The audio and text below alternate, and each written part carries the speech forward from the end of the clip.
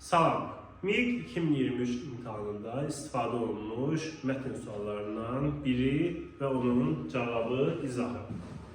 Əvvəlcə suala baxın, cavabınızı müəyyənləşdirin. Daha sonra keçərək izaha.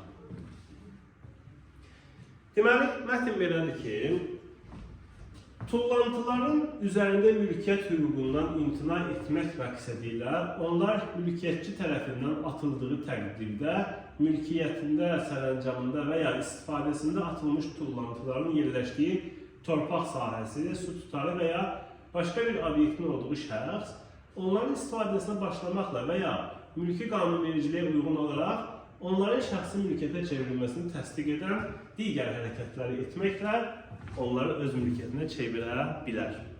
Sual əslində özü asandır, çətin deyil, amma şərt biraz, yəni şərtdəki cümlə uzundur və ilk baxışdan anlaşılmazdır.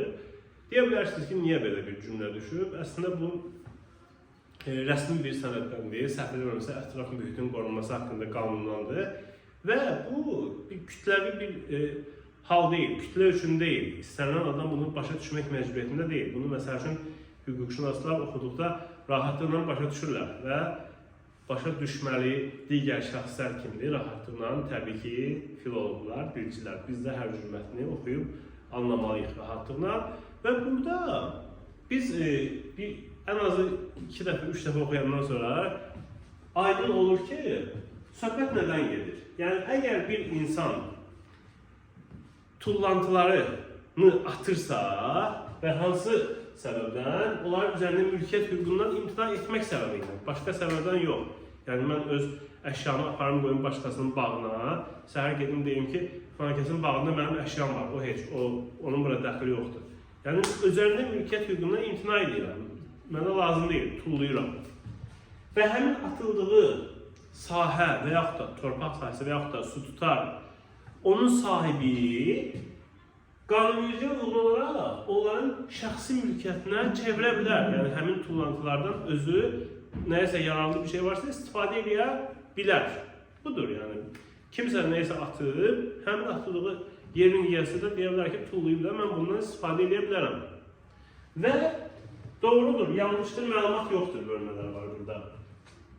Tullantılar ətraf mühitdə bilavasitə təhlükəli təsir göstərməyən tərkibdə olmalıdır. Bəli, təbii ki, elə olmalıdır. Yəni, təsir göstərirsə, o onu rahatlıqla tullaya bilməz. Amma mətndə bu haqda heç nə yoxdur. Mətndə bundan danışılmır deyə biri götürmürük.